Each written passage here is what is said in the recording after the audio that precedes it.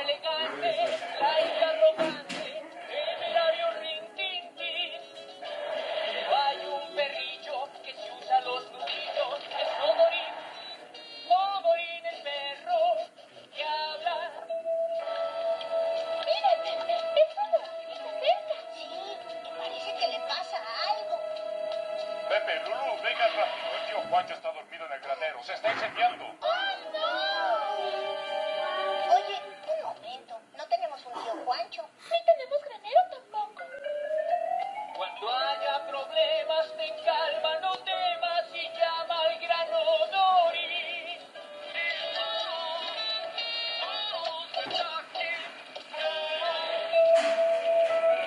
Tío Juancho, despierta, tío Juancho.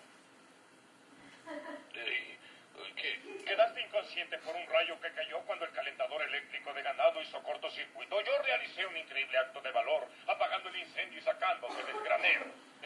Gracias. Oye, un momento. Tú eres un perro, no puedes hablar.